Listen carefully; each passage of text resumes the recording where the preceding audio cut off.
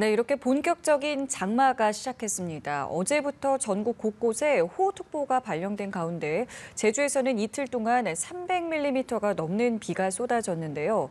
이번 주에는 더 강한 폭우가 쏟아질 것이라는 예보도 나와 있습니다.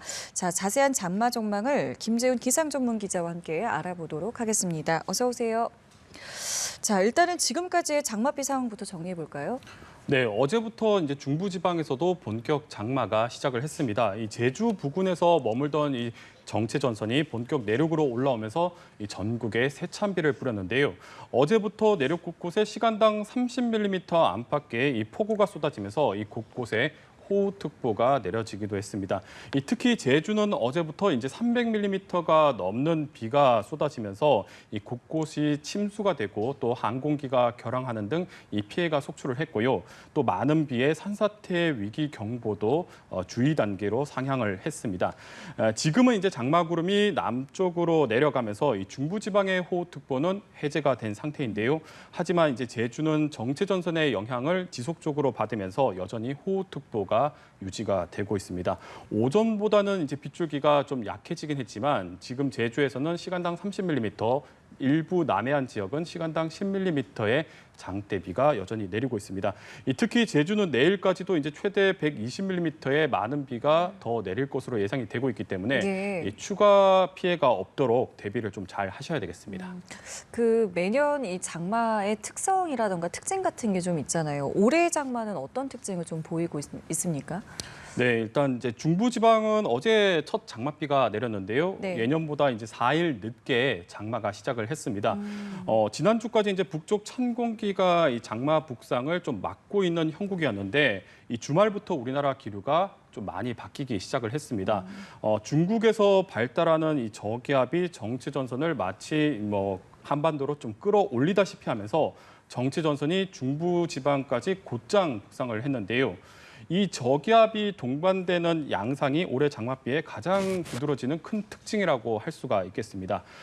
이제 보통 장마를 이제 북쪽의 찬 공기 그리고 남쪽 더운 공기 간의 힘겨루기라고 표현을 하는데요. 이 성질이 다른 공기가 공기의 경계에서 만들어진 비구름들이 한반도를 오르내리면서 비를 뿌리는 것이 일반적이라고 하면 올해 장마 같은 경우에는 이 정체전선 상에서 발달하는 저기압이 계속해서 동반이 되고 있습니다. 이렇게 이제 저기압이 동반이 되게 되면 이 저기압은 반시계 방향으로 회전을 하거든요. 네. 그런데 이제 정체전선 남쪽에는 이 북태평양 고기압은 시계 방향으로 회전을 하게 됩니다.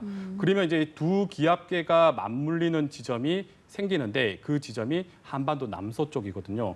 그래서 이제 이 맞물리는 지점의 기류를 따라서 남쪽에 있는 열대 수증기가 정체전선상으로 강하게 공급이 되고요. 정체전선은 당연히 수증기가 많이 공급되다 보니까 비구름이 더 폭발적으로 발달을 할 수가 있게 됩니다.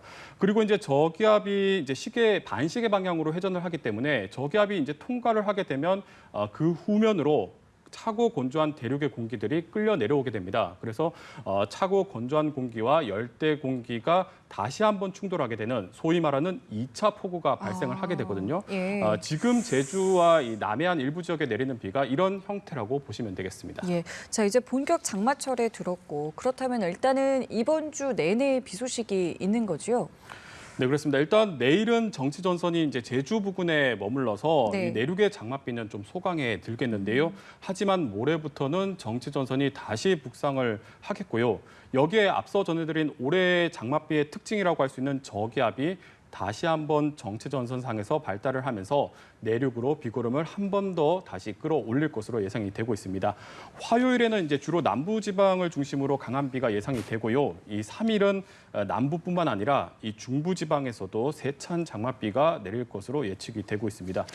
특히 지금 이제 한반도 북쪽으로는 이제 공기 흐름이 다소 정체되면서 이 찬 공기가 머물고 있습니다. 이 찬 공기들이 이제 주기적으로 남하하면서 저기압 발달을 지원을 하게 되거든요. 그래서 이제 이번 주에는 정체전선 상에서 발달하는 이 저기압, 올해 장마의 가장 큰 특징이라고 할 수 있는 이 저기압들이 한반도를 주기적으로 통과를 하면서 비가 계속 이어질 것으로 예상이 되고 있습니다. 일단 다음 달 10일까지 전국 곳곳에 이제 비 예보가 들어 있는데요. 이 장마구름이 내륙을 오르내리면서 강한 비를 뿌렸다 소강을 보이는 그런 양상이 반복될 것으로 예상이 되고 있고요.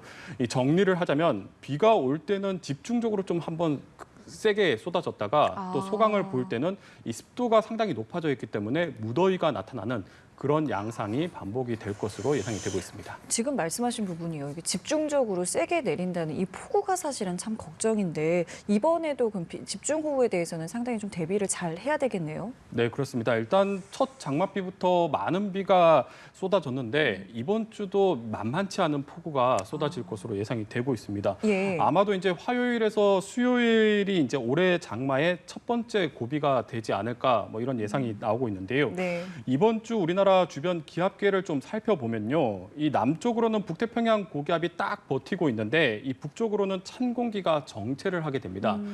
그래서 이제 두 성질이 다른 공기의 대치가 좀 길어지면서 비구름이 계속 발달을 하게 되고요. 이렇게 되면 우리나라 상공으로는 이제 남쪽의 열대 공기와 이 북쪽 찬 공기가 이 충돌을 하게 되면서 이 강한 비구름이 만들어집니다. 여기에서 만들어지는 비구름 통로가 우리나라 상공에 만들어지게 되는데요.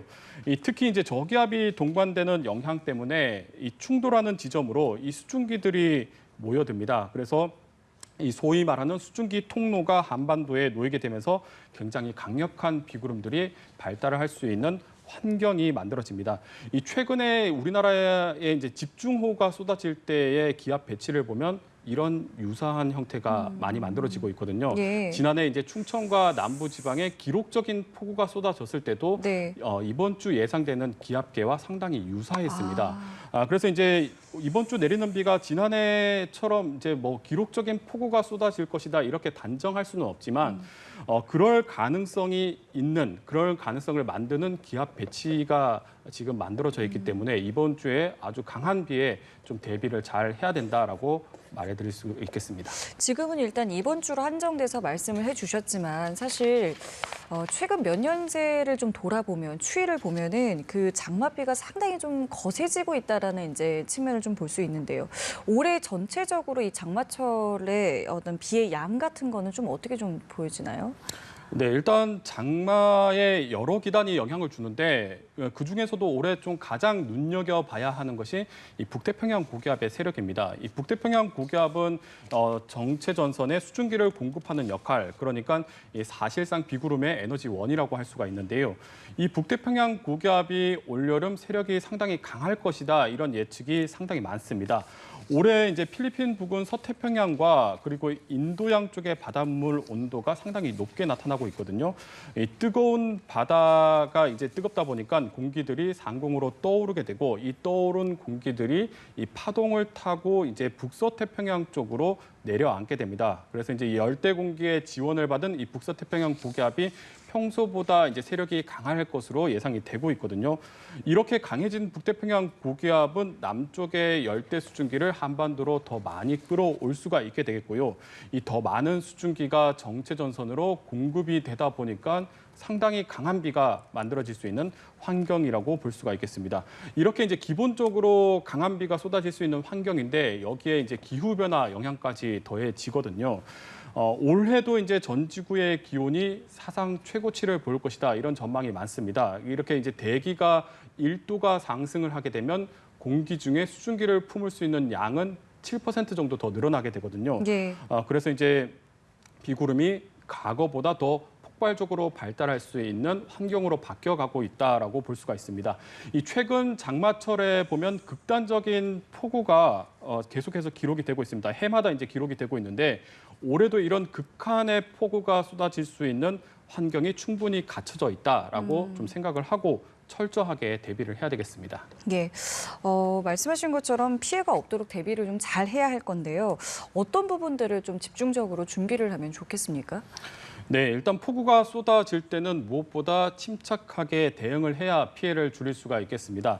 먼저 이제 호우특보가 내려진 지역에서는 TV나 라디오 등을 켜서 이제 시시각각 변하는 기상 상황을 좀 잘 파악을 하셔야 되겠고요. 이 폭우가 쏟아지는 지역에선 불필요한 바깥 활동을 자제하고 이 부득이하게 외출을 해야 한다면 순식간에 물이 불어나는 하천 주변은 피해야 되겠습니다. 그리고 이제 부득이하게 이제 외출을 해야 된다면 하천 주변을 피해야 되겠고, 그리고 이제 길에서 갑자기 물이 차오르는 상황이 만날 수가 있는데 이럴 때는 가로등이나 신호등, 고압 전선은 감전 위험이 있기 때문에 절대로 가까이 가지 말아야 되겠습니다. 특히 이제 지난해 오송 지하차도 사건도 있는데 최근 지하차도 등에서 이제 큰 인명 피해가 많이 발생을 하고 있거든요. 그래서 이제 집중호우, 폭우가 쏟아질 때는 지하 공간에 접근을 좀 피해야 되겠습니다. 이 상습 침수 지역이나 이제 저지대 등에서는 비 피해가 예상이 된다면 만일의 상황에 대비해서 비상 연락처나 대피 장소를 미리 숙지해 두는 것도 좋겠고요. 예. 그리고 이제 만일의 상황을 대비해서 또 튜브, 구명조끼 같은 것도 미리 준비를 하시면 좋겠습니다. 만약에 이제 계곡이나 하천에 고립될 수도 있는데 오늘도 이제 좀 외국인 한 명이 고립됐다는 소식이 전해지고 있는데요. 예. 최대한 안전한 곳으로 몸을 옮긴 뒤에 구조대를 기다리는 게 가장 좋은 방법이라고 할 수가 있겠습니다. 올해도 상당히 많은 비가 예고가 돼 있습니다. 좀 비 피해가 없도록 대비를 좀 잘 하셔야 되겠습니다. 예, 알겠습니다. 장마 전망에 대해서 오늘 김재훈 기상전문기자와 함께했습니다. 오늘 말씀 감사합니다.